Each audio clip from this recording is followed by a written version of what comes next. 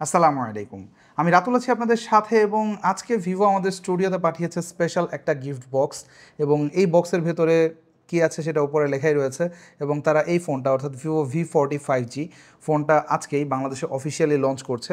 তো একটু ঝটপট আমরা খুলে নেই বক্সের ভেতরে কী কী পাচ্ছি দেখাই, কারণ ফোনটা আমরা অলরেডি বের করে ফেলেছি, অ্যাজ ইউ ক্যান সি আমার হাতে রয়েছে, যেটা নিয়ে আমরা একটু পরে ডিটেলে কথা বলছি। তার আগে বক্সে কী কী পাচ্ছি একটু দেখে নেওয়া যাক। আর হ্যাঁ, এই বক্সটা কিন্তু আপনারাও পেতে পারেন যদি আপনারা এটা যখন লঞ্চ হচ্ছে, লঞ্চ হওয়ার পর আপনারা যদি প্রি অর্ডার করেন, এবং প্রি অর্ডারটি স্টার্ট হবে 30 অক্টোবর থেকে এবং চলবে 5ই অক্টোবর পর্যন্ত। আর ফার্স্ট সেল শুরু হবে 6 অক্টোবর থেকে, শেষ হবে 12 অক্টোবর পর্যন্ত। এবং প্রি অর্ডারে বা প্রি বুকিংয়ে যারা ফোনটা কিনবেন তাদের জন্য কিন্তু একটা স্পেশাল গিফট থাকছে, যেটা হচ্ছে রিরোর একটা ওয়াচ, স্মার্ট ওয়াচ, এবং যেটার ভ্যালিউ আপনার স্ক্রিনে এই মুহূর্তে দেখতে পাচ্ছেন। তো আর দেরি না করে চলুন বক্সটা খুলে ফেলা যাক। অলরাইট, তো প্রথমে আমরা পাচ্ছি স্মার্টফোনের এই বক্সটা, এবং এই বক্সটা থেকে ফোন আমরা অলরেডি বের করে ফেলেছি, সো বক্সের ভেতরে আর তেমন কিছু দেখানোর নেই। এছাড়া আমরা পাচ্ছি ভিভো ফটোগ্রাফি ক্রনিকলস, এবং এটার মধ্যে আমি গেস করছি বেশ কিছু ছবি রয়েছে যেটা ভিভোর এই ফোনটা দিয়ে তোলা, এবং এইগুলো আপনারা পাবেন। যাই হোক, তো এগুলো পাচ্ছেন। হ্যাঁ, last but not the least, রিরোর এই স্মার্ট ওয়াচ যেটা W1 Pro। তো এই পাচ্ছি আমরা বক্সের ভেতরে, মানে স্পেশালি গিফট বক্সে যদি আপনারা প্রি বুকিং করেন ফোনটা। তো এগুলো সরিয়ে ফেলি, এবার আমরা চলে যাই সরাসরি ডিভাইসে। এবং গত বেশ কয়েকদিন যাবৎ ফোনটা আমরা পার্সোনালি ডেলি ড্রাইভার হিসেবে ব্যবহার করছি, ইনফ্যাক্ট জিম ব্যবহার করছিল। তো এই ফোনটা ভিভো V40, এটা আসলে কেমন ওভারঅল আমাদের এক্সপিরিয়েন্স দিল, এবং বাংলাদেশে যেই প্রাইসে অফিসিয়ালি এটা রিলিজ হয়েছে 62,999 টাকায় বা 63,000 টাকায়, এই ফোনটা আপনাকে কেমন ভ্যালু প্রোভাইড করবে সেটা নিয়ে আজকের ভিডিও। তো আর দেরি না করে চলুন শুরু করা যাক।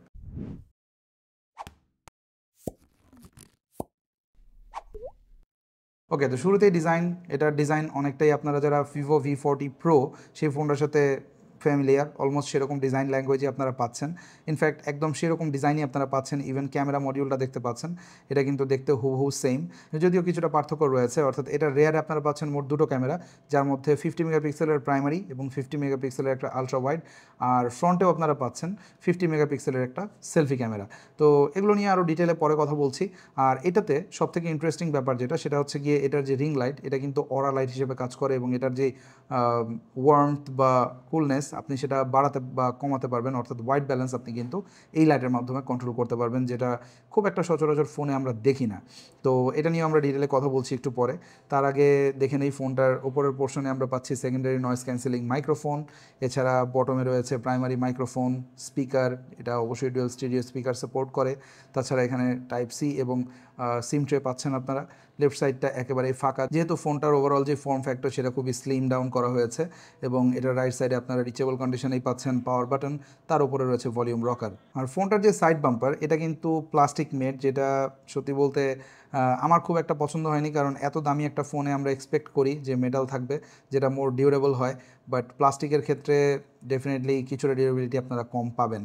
আর ফ্রন্টে আসলে আমরা আবার দেখতে পাবো গর্জিয়াস একটা ডিসপ্লে, যেটার সাইজ 6.78 ইঞ্চ, এবং এটা বেশ বড় সাইজের কিন্তু একটা display, as you can see. But still আপনি যখন ফোনটা ব্যবহার করছেন, এটা যেহেতু দুই পাশেই টেপার্ড, অর্থাৎ স্ক্রিনটাও কার্ভ, পাশাপাশি এর যেই ব্যাক পার্ট এটাতেও কিন্তু কিছুটা কার্ভ রয়েছে, যার কারণে ফোনের ওভারঅল ফর্ম ফ্যাক্টরটা বড় হলেও এটা আপনাকে বেশ হাতে একটা চমৎকার গ্রিপ দেবে, এবং খুব একটা সমস্যা আপনি ফিল করবেন না যখন আপনি রেগুলার বেসিসে ফোনটা ব্যবহার করছেন, ইভেন যদি আপনার হাতটা আমার মতো মিডিয়াম সাইজেরও হয়। আর এটার যেই ফ্রন্টের ডিসপ্লে আপনারা পাচ্ছেন, এটা এক কথায় অসাধারণ একটা ডিসপ্লে, এবং এটার যে স্পেক্স সেটাও চাইলে আপনারা গুগলে দেখতে পারেন। এটাতে কিন্তু 1260p, অর্থাৎ রেগুলার যে 1080p ডিসপ্লে আমরা দেখি তার থেকে হায়ার রেজলিউশনের ডিসপ্লে আমরা পাচ্ছি, যার কারণে এটার যে পিক্সেল ডেন্সিটি সেটাও কিন্তু হায়ার। তাছাড়া এর যে পিক ব্রাইটনেস সেটা ভিভো ক্লেম করে 4500 নিটস, যেটা মাপাটা আসলেই খুব কষ্টসাধ্য, but still we have to take it as grain of salt. এবং এটাতে আপনারা মানে আউটডোরে যখন একদম ব্রাইট সানবার্স্টে থাকবেন তখন হয়তো এটা পিক করতে পারে, I don't know, but regular বেসিসে আপনি আউটডোরে যতক্ষণ ব্যবহার করবেন কোনো সমস্যা হবে না, অ্যাটলিস্ট আমাদের এক্সপিরিয়েন্স এমনই ছিল। আর এতে আপনারা HDR10 সাপোর্টও পাচ্ছেন, সো আপনারা যখন মিডিয়া কনজিউম করছেন কোনো OTT প্ল্যাটফর্ম থেকে, সেক্ষেত্রে আপনারা কিন্তু HDR সাপোর্ট পাবেন ফোনটাতে। আর এই বাজেট রেঞ্জের একটা ফোনে আমরা যেটা এক্সপেক্ট করি, অর্থাৎ সিমেট্রিক্যাল বেজেল, এটাতে কিন্তু আমরা সেটা পাচ্ছি, অর্থাৎ টপ বেজেল বটম বেজেলের মধ্যে কোনো পার্থক্য নেই। সাইডটা মানে ইলিউশনের কারণে মনে হয় যে একটু ন্যারো, বেশি ন্যারো, বাট এটা আসলে কাছাকাছি, কারণ এটা যদি আপনি সাইড বাম্পার দেখেন মোটামুটি সেম। আর ওভারঅল ডিসপ্লে নিয়ে কোনো রকম কমপ্লেইন নেই। আপনি মিডিয়া কনজিউম করেন, গেমিং করেন, touch responsiveness is absolutely amazing. তাছাড়া এটার ব্রাইটনেসও খুব ভালো এবং এতে আপনারা কালার রিপ্রোডাকশনও চমৎকার পাচ্ছেন। তো ডিসপ্লে টপ নচ, যেটা আমরা এই বাজেট রেঞ্জের একটা ফোন থেকে এক্সপেক্ট করি। But what about the specs, I mean performance? Well, এইখানে আমার মনে হয় কিছুটা শর্টকামিংস রয়েছে এবং এই ফোনটাকে পাওয়ার করছে স্ন্যাপড্রাগন 7 Gen 3। তো এই চিপসেটটা ব্র্যান্ড নিউ না, ইনফ্যাক্ট ভিভোর যে এটার লাস্ট জেনারেশন সেটাতেও ছিল। তো এখানে আমার মনে হয় ভিভো কিছুটা কার্পণ্যই করেছে, আমি বলবো। তারা আরেকটু বেটার কোনো চিপসেট এই ফোনে দিতে পারতো এবং এটার ইম্প্যাক্ট কিন্তু আমরা ক্যামেরাতেও দেখতে পাবো, বিকজ আপনারা জানেন যে আইএসপি যেটা ইমেজ সিগন্যাল প্রসেসিং, সেটা কিন্তু সম্পূর্ণরূপে ডিপেন্ড করে এর যেই প্রসেসর সেটার উপরে। বাট স্টিল এই ফোনটা রেগুলার ডে টু ডে লাইফে ইউজ করার জন্য একেবারেই ফ্যান্টাস্টিক একটা ফোন এবং ডে টু ডে লাইফে আপনারা ইউজে কোনো রকম ল্যাগ বা আদার ইস্যু দেখতে পাবেন না। এটা খুবই ফ্ললেসলি কাজ করে, অ্যাজ ইউ ক্যান সি। এটাতে যে কোনো অ্যাপ আমরা ওপেন করছি বা গেমিং করছি অথবা টিপিক্যাল যে কাজগুলো আমরা করি, ব্রাউজিং করছি, এগুলোতে এটা মোটেও স্লোনেস বা আদার কোনো ইস্যু আমাকে দেখায়নি এবং এটা হওয়ারই কথা, বিকজ এটা মোটামুটি যে পারফরমেন্স আপনারা গিকবেন 6 দেখতে পাচ্ছেন এটা হ্যান্ডেল করতে পারবে। আর ফান্টাচ ওএস যথেষ্ট অপটিমাইজ, এটা যে অ্যানিমেশনগুলো রয়েছে বেশ ভালো এবং এটা অ্যান্ড্রয়েডের 14 ভার্সন নিয়ে আসে। আর তাছাড়া এতে কিন্তু ভিভো 3 ইয়ার্সের যে সফটওয়্যার আপডেট সেটাও কিন্তু তারা দিবে বলেছে। তো অল ওভার এটার এক্সপিরিয়েন্স একজন রেগুলার ইউজারের জন্য অ্যামেজিং, কোনো রকম পারফরমেন্স ইস্যু আপনি পাবেন না। বাট এই বাজেট রেঞ্জে আপনি যদি গেমিংটাকে ফার্স্ট প্রায়োরিটি দিয়ে থাকেন, সেই ক্ষেত্রে হয়তো এটা আপনাকে যেটা আপনি এক্সপেক্ট করেন একটা 63,000 টাকার ফোনে, সেটা হয়তো আপনি পাবেন না।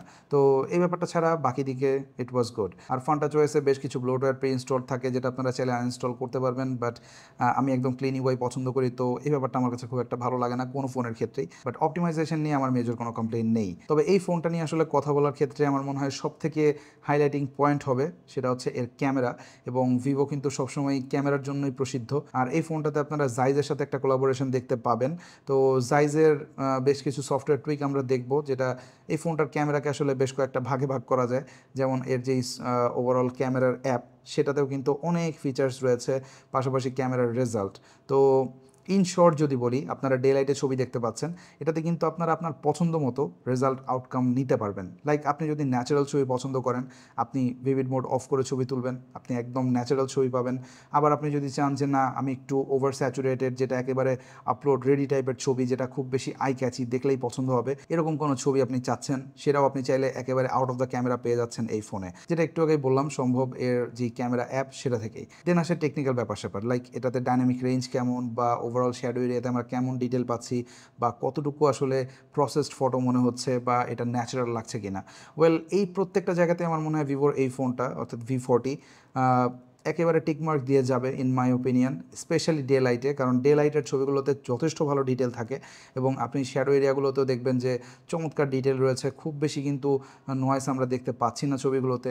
আর সব থেকে বেস্ট পার্ট যেটা, সেটা হচ্ছে কি এর ডায়নামিক রেঞ্জ, এটা অসাধারণ কাজ করে।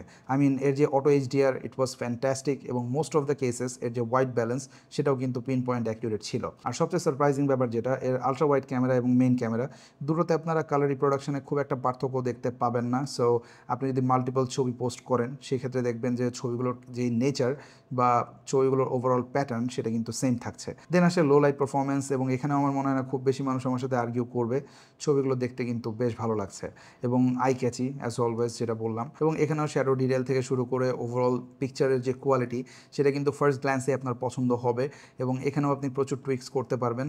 আর এই ফোনটার আমার সব থেকে পছন্দের যে জায়গা, সেটা হচ্ছে পোর্ট্রেট মোড, এবং এতে আপনারা জাইজের পোর্ট্রেট যেই 7টা তাদের ট্রেডিশনাল পোর্ট্রেট যেই ফিল্টার্স সেগুলো রয়েছে, তো এটাতে আপনারা সেগুলো দিয়ে ছবি তুলতে পারবেন এবং ডিফারেন্ট লুক কিন্তু ক্রিয়েট করতে পারবেন, যেটা রেজাল্ট আপনারা স্ক্রিনে দেখতে পাচ্ছেন। তো অল ওভার ফোনটার যে রিয়ার ক্যামেরা পারফরমেন্স, সত্যি বলতে আমাকে বেশ ইমপ্রেস করেছে এবং আমি এটা নিয়ে খুব একটা মেজর কমপ্লেন করার সুযোগ খুব একটা পাইনি।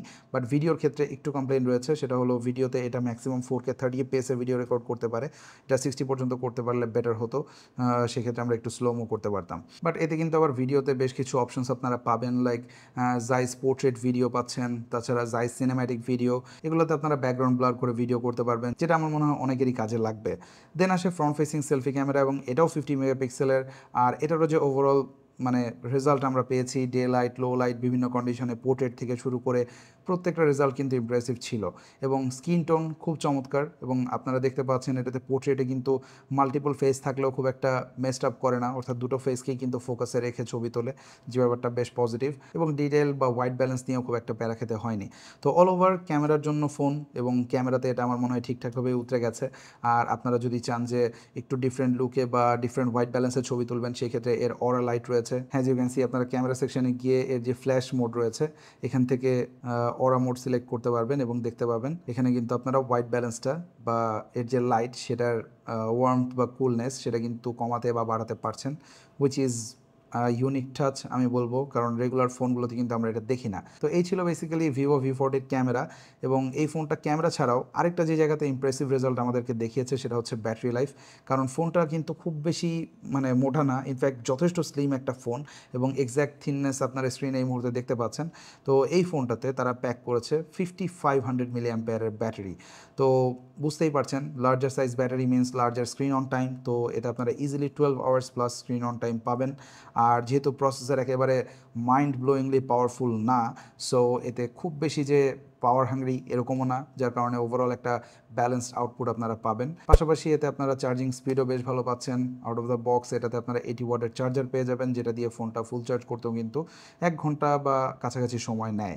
আর এতে কিন্তু আপনারা IP68 অ্যান্ড 69 ওয়াটার রেজিস্ট্যান্সও পাচ্ছেন। তো সব মিলিয়ে 63,000 টাকায় অফিসিয়াল মার্কেটে এই ভিভোর V40 5G ফোনটা আসলে কেমন হতে পারে আপনার জন্য? Well, it's a very good phone এবং রেগুলার লাইফে যাদের বাজেট আসলে আপার মিড রেঞ্জের এবং খুবই রিলায়েবল একটা সলিউশন চাচ্ছেন, it's a very good option, overall good package. But আমার মনে হয় প্রাইসটা একটু বেশি হয়ে গেছে। প্রাইসটা আরেকটু যদি রিজনেবল হতো তাহলে এটা আরও বেশি রিকমেন্ড করা যেত। Then again it's completely up to you. তো আপনাদের কাছে ফোনটা কেমন লাগলো কনসিডারিং ইটস প্রাইস, অবশ্যই চাইলে কমেন্ট সেকশনে জানাতে পারেন। আর ভিডিওটা কেমন লাগলো সেটাও জানাতে ভুলবেন না। দেখা হবে পরবর্তী কোনো ভিডিওতে। সে পর্যন্ত সবাই অনেক অনেক ভালো থাকবেন, সুস্থ থাকবেন। আল্লাহ হাফেজ।